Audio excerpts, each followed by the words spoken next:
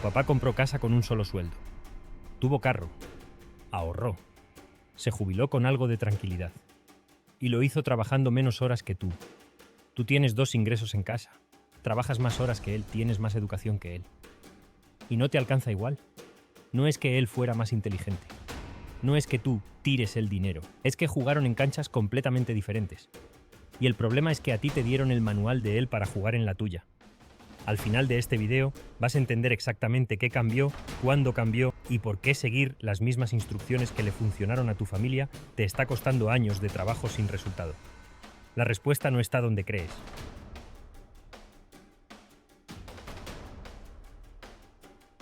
Hay una promesa que casi todos los latinos recibimos.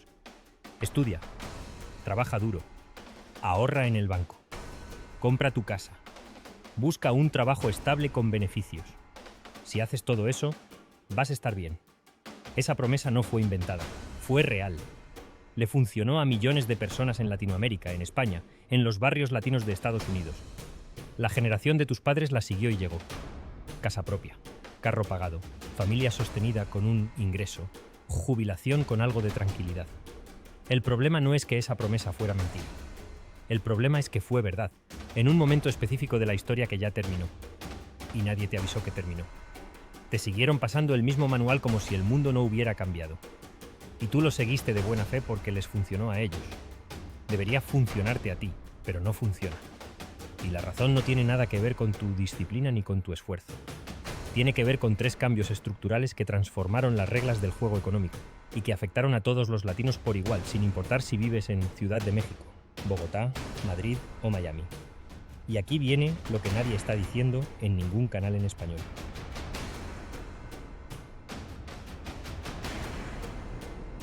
El primero de esos cambios es el más visible y más doloroso: la vivienda.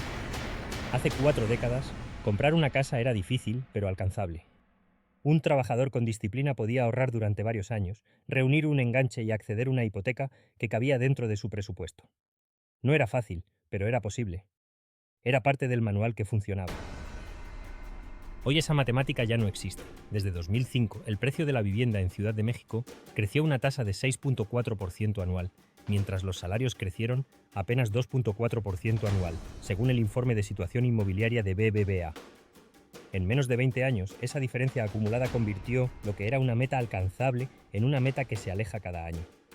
Para 2024, el precio promedio de una vivienda en México fue de 1.7 millones de pesos, según la Sociedad Hipotecaria Federal, mientras el salario promedio mensual rondaba los 8.200 pesos, según la Secretaría de Economía. La brecha entre lo que se gana y lo que cuesta una casa nunca había sido tan amplia desde que existen registros confiables.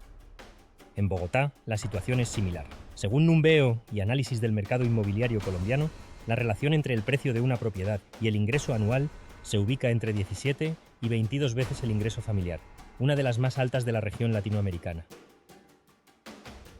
En España, el Banco de España documentó que los jóvenes necesitan más de 7 años de salario íntegro para acceder a una vivienda en las principales ciudades, el peor nivel de accesibilidad desde que existen datos confiables.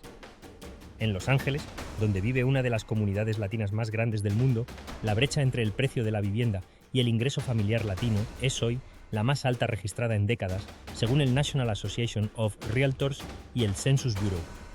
4 países. Economías distintas. El mismo patrón. La vivienda subió. Los salarios no siguieron. Y esto no es solo un problema de las ciudades más caras. Es un patrón que se replica en ciudades medianas de toda la región. En Guadalajara, en Monterrey, en Medellín, en Valencia. Ciudades donde hace 30 años una familia trabajadora podía aspirar a tener una casa en un barrio decente. Hoy esa misma familia necesita años de ahorro disciplinado solo para el enganche, asumiendo que no pasa ninguna emergencia, ninguna crisis, ningún periodo de desempleo en ese tiempo. Y en la práctica siempre pasa algo. El ahorro se interrumpe, la meta se aleja, y la persona concluye que el problema es ella.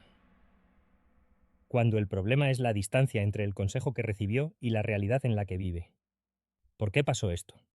La generación anterior compró propiedades cuando eran baratas, y al hacerlo, su valor subió. Muchas personas que compraron activos en esas décadas vieron crecer su patrimonio simplemente por la apreciación de lo que ya tenían. No fue inteligencia, fue timing. El que llega hoy tiene que pagar ese valor inflado para entrar al mismo juego. Y encima los gobiernos de casi todos estos países usaron la vivienda como motor económico durante décadas. Subsidios, créditos baratos, políticas que favorecen al propietario, lo que siguió empujando los precios hacia arriba mientras los salarios reales se estancaban.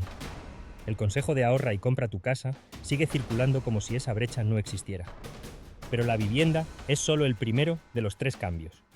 El segundo es más silencioso y más devastador para el latino que hizo todo bien.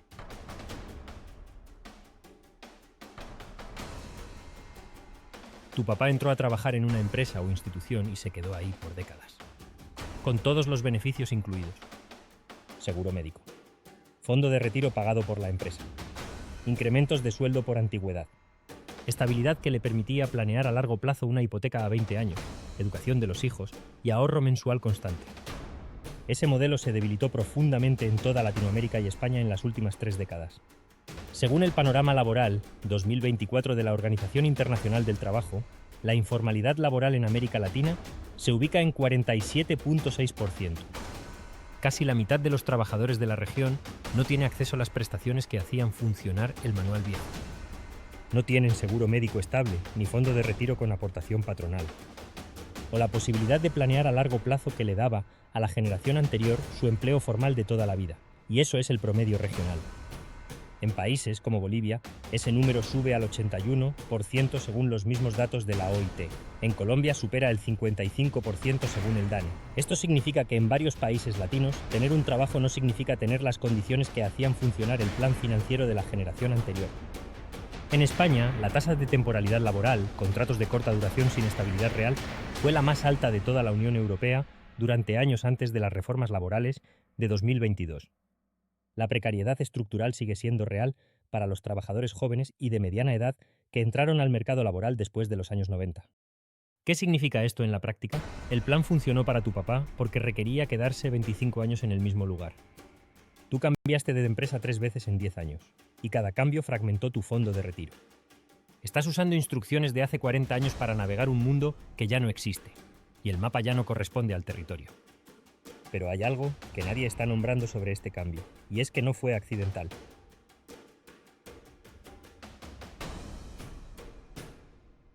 La vivienda más cara y el empleo más precario no cayeron del cielo.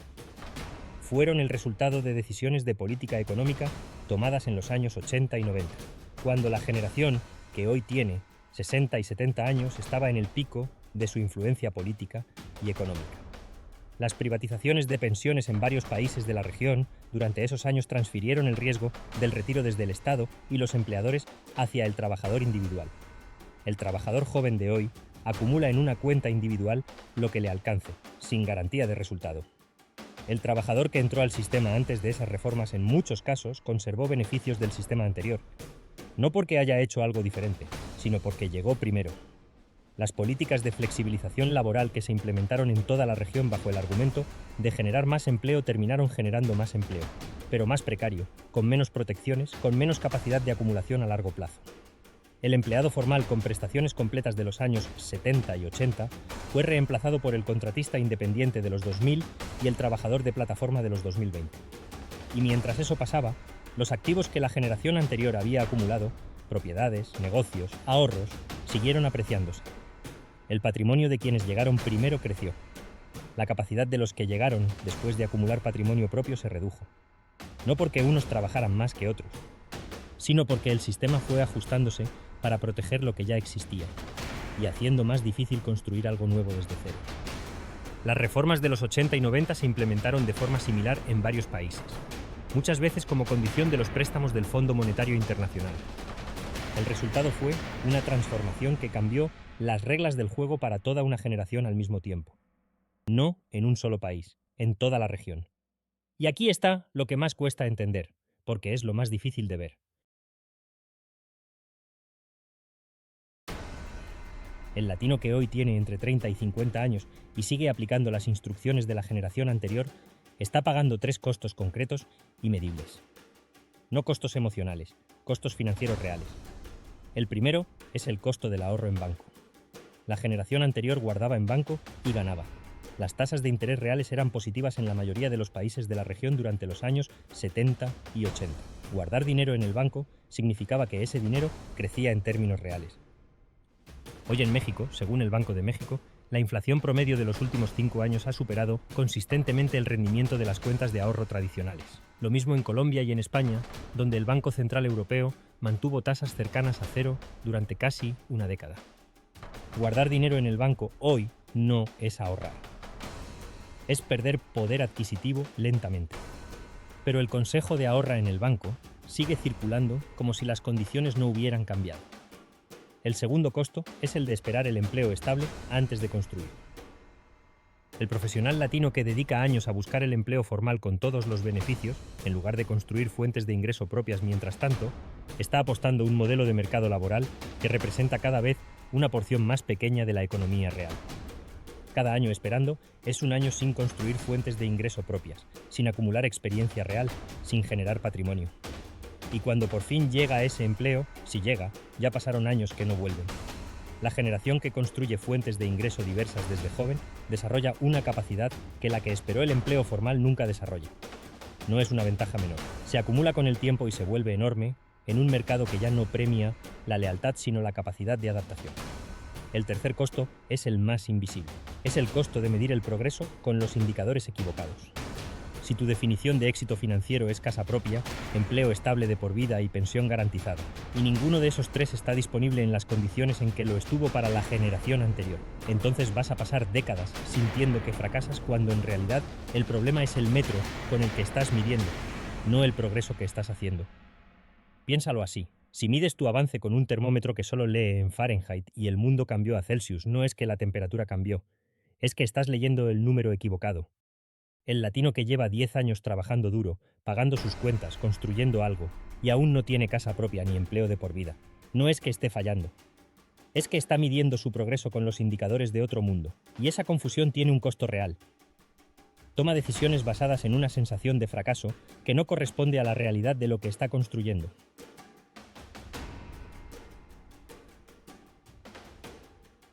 Entonces, ¿qué haces? Y la respuesta no puede ser tips genéricos, no es invertir en ETFs ni emprender un negocio. La respuesta tiene que ser tan específica como el problema. El primer movimiento es actualizar el mapa, no el destino. El destino sigue siendo el mismo que quería la generación anterior. Estabilidad, tranquilidad, opciones. Lo que hay que actualizar es cómo se llega ahí en el mundo actual. La casa propia puede seguir siendo una meta, pero no puede ser el único indicador de que estás avanzando cuando los precios la hacen temporalmente inalcanzable. El empleo formal puede seguir siendo una aspiración, pero no puede ser la única fuente de ingreso cuando el mercado laboral cambió estructuralmente. El ahorro puede seguir siendo un hábito, pero no en las mismas herramientas que usaba la generación anterior cuando esas herramientas ya no producen los mismos resultados. El segundo movimiento es entender en qué momento del ciclo económico vives, no en cuál vivió tu padre. Tú llegas en un punto diferente de ese ciclo. La persona que sigue buscando la oportunidad de 1985 en el mundo de 2025 va a seguir buscando, porque esa oportunidad específica ya no existe, pero otras sí existen. El tercer movimiento es dejar de esperar que el sistema se arregle y aceptar que el sistema funciona exactamente como fue diseñado, solo que no fue diseñado pensando en ti en este momento. Esa aceptación no es resignación, es el punto de partida para tomar decisiones reales en lugar de esperar que algo externo cambie para poder avanzar. Pero tú sí puedes cambiar cómo navegas dentro del sistema que existe hoy. Eso no es una excusa, es un diagnóstico, y los diagnósticos correctos son el único punto de partida para soluciones reales. Cuéntame en los comentarios qué parte de esto te hizo pensar. Si quieres seguir, aquí al lado te dejo más videos. Y si aún no te has suscrito, este es el momento. Nos vemos en el próximo video.